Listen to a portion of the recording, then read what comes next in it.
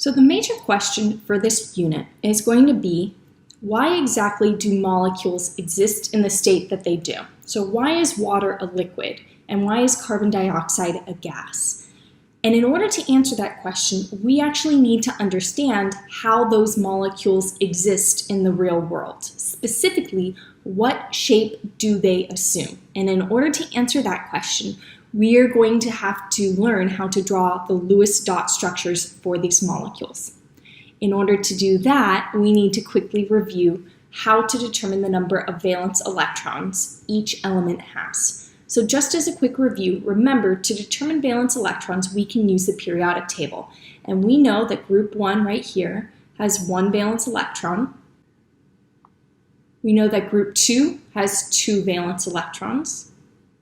Remember, from this group here, for the most part, it's 2 valence electrons, because remember, the d orbital is 1 energy level lower than the s orbital, but we don't tend to use these metals, and I'll explain why in a second.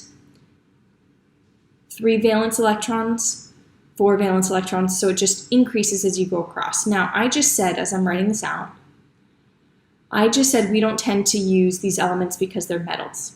And what I meant by that is that for the compounds we are going to be creating in a second using covalent bonding, right? Water, carbon dioxide have covalent bonding. You need 2 nonmetals. So we're specifically going to be looking at this region over here, right? To the right of your staircase, and then also hydrogen. Okay, so that's how you determine valence electrons. Now I'm going to show you how to draw the Lewis structure. All right, so now that we've reviewed counting valence electrons, we're going to talk about how to actually draw the molecules that we've been studying so far. And so these diagrams that we're going to draw are called Lewis dot diagrams. And I use the following acronym to remember how to draw them. So the first thing we need to do is we need to count our valence electrons. Okay. The next thing we're going to do is we are going to share electrons.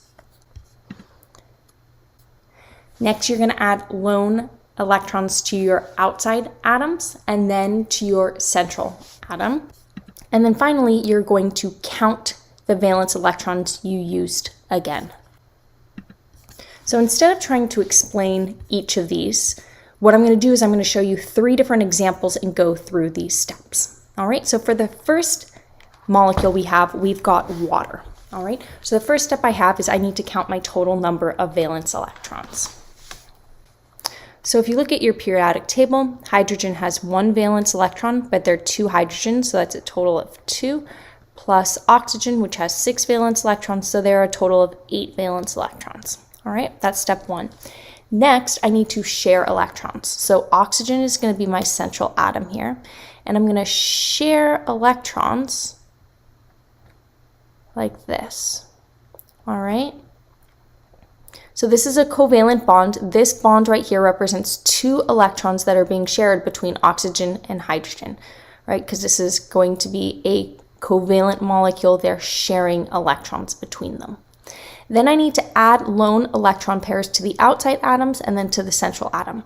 So keep in mind, every atom wants to have this perfect octet, 8 valence electrons. The only exception is hydrogen. Since the noble gas for hydrogen is helium, hydrogen is actually happy just having these 2 valence electrons. So normally I would add an additional 6 electrons around the atom in order to have it have a total of 8 valence electrons. But hydrogen here, both of these hydrogens are happy with just 2. Oxygen, however, wants to have a total of 8 valence electrons. So it already has 2 from this bond, 2 from this bond, so it's got a total of 4. So it needs an additional 4 electrons, and we represent that as pairs of electrons. So there are 2 different ways I can draw this. I can draw it with dots, so I can show 2 electrons here and 2 electrons here. Okay. The easier way, personally, I feel, to draw this is instead of showing dots, you can represent 1 pair of electrons with lines. So you can show it with 1 line on top and 1 line on bottom. All right. So notice oxygen now has 2, 4, 6, 8 valence electrons. It is content. So I've finished the third step. The last step says count the number of valence electrons used. So I need to make sure I'm only using 8 valence electrons. If I'm not, I'm in trouble. So I've got 2, 4, 6, 8 electrons I'm using. I'm good to go. Now, this is just a generic drawing of my Lewis structure. However, this is not how it exists. Atoms, because they've got electrons on them, they're going to try and avoid one another as much as possible. These lone pairs of electrons are also going to cause some repulsions because electrons are negatively charged. They will repel the electrons on the hydrogens. So what we have to draw is the proper diagram using what we call the Vesper model. Okay? And what the Vesper model basically tells us is exactly what I just said. The atoms are going to be as far apart from one another as possible to minimize their repulsions of one another. They're going to be as far apart as is physically possible based on the fact that you've got these lone pairs of electrons as well. And so the way that we determine what this will look like is we're going to be using a simulation. So let me show you what water would look like first. So here's the website here. Okay, so this website was provided to you. If you go and click model, okay, I'm going to actually recreate the model that I have for water. So remember, water has 2 hydrogens. I've got 2 hydrogens right here. Okay, and then it also has 2 lone pairs of electrons. Let's quickly look at that. You see 2 lone pairs. And so when I create this, I'm going to add 2 lone pairs of electrons.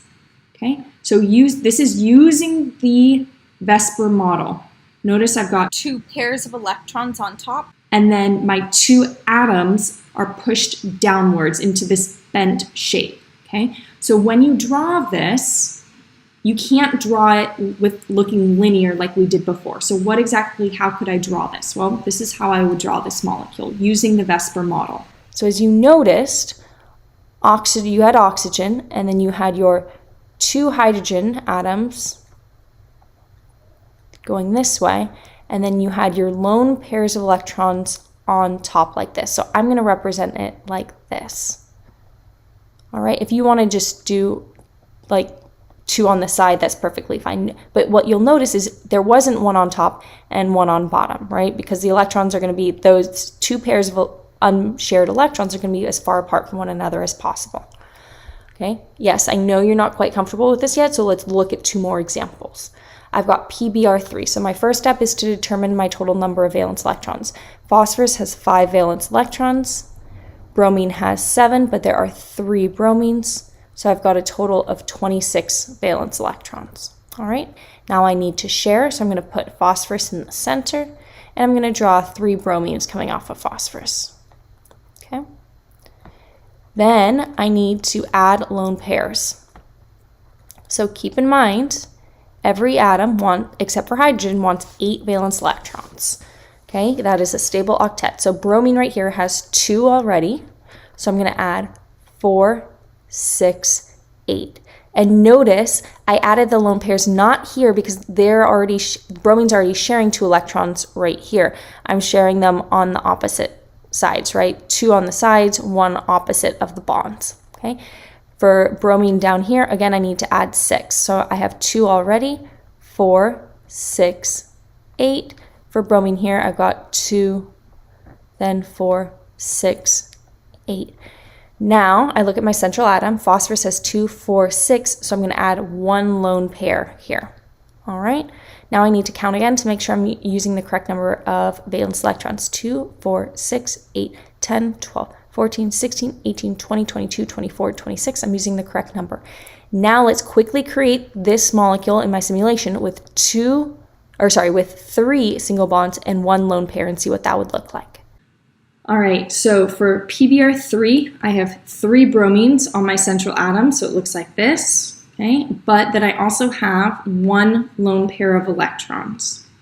So here's the shape here, you can look at it. Notice the lone pair of electrons before, when I didn't have the lone pair, looked like this. They were all on the same plane, okay? But as soon as you add that lone pair of electrons, this is the shape that you have. So I'm going to show you right now how I would draw this, but notice you've got 1 lone pair of electrons on top and then 3 moving downwards. All right, so what you should have seen is the following. Obviously, it's not the nice 3D image that the simulation created, but you've got your bromines and then a lone pair on top. Okay, obviously, I also could have flipped this so the bromines were on top. You can draw it whichever way you want, just making it clear that the bromines are going to be, or it could be off to the side or the other way if you want to. But as long as the lone pair is on top and the bromines are going on in the opposite direction.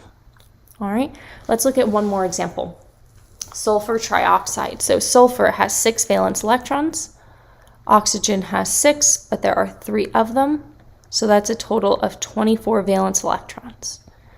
Okay, I'm going to share first. So sulfur with an oxygen, and an oxygen, and an oxygen. All right.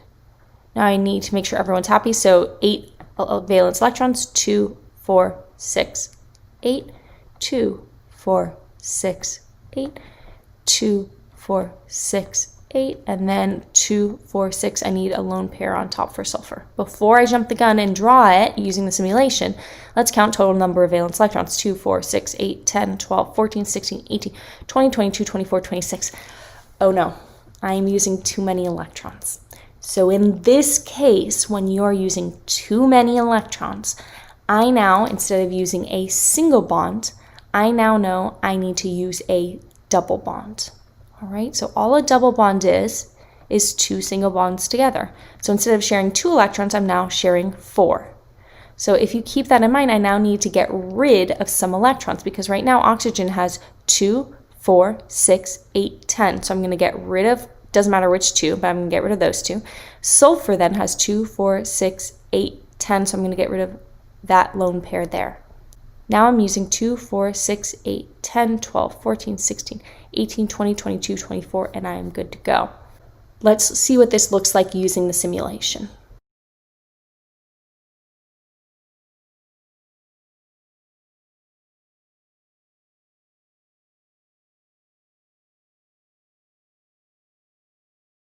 All right, so the correct model is actually exactly what we just drew. However, I've got one last thing that I need to add on, one last concept. All right. A question you might be asking is, how do I know where to put the double bond? How do I know it goes here versus up here or over here? Well, the answer is you don't. And in fact, I'm going to blow your minds. This double bond doesn't truly exist, and these single bonds don't exist. Instead, what exists for SO3 is an average of these 3 bonds. So it's an average of a double bond, a single, and a single together. That would be, if you think about it, I'm going to jump the gun in introducing something, but that would be if we called a double bond a bond order of 2. We said it was 2 because it's double, 2 is double. And a single bond is 1, and another single bond is 1, and we divided that by 3. The average, because I'm averaging these bonds, a double, a single, divided by the 3 spots, that would be a bond order. And don't freak out about the word bond order. It's just saying the strength of the bonds, right? Single is 1, double is 2, of 1.33. How the heck do I draw a 1.33 bond? That's a single, that's a double. What is a 1.33 bond? Well, the answer is we don't have a very good way of drawing it. Instead, we draw it like this. We show all of the 3 different positions where the double bond could be, but doesn't really exist, because what really exists is that average, and we call it a day. So I literally just draw the double bond in all 3 locations. I say we are averaging, and then I leave it at that. This, what I'm drawing right now, these 3 different versions, this is known as resonance. So when you don't have just a single bonds or just double bonds, when you have this situation where you've got double and single, and it's actually what exists is an average, we call that resonance. Okay, so we'll be looking at more examples of this, but just knowing that the key point here is that last step of counting the valence electrons used. If you're using too many, then the response is you need to create a double bond. And if a double bond isn't enough and you're still using too many valence electrons, maybe you might need to use a triple bond.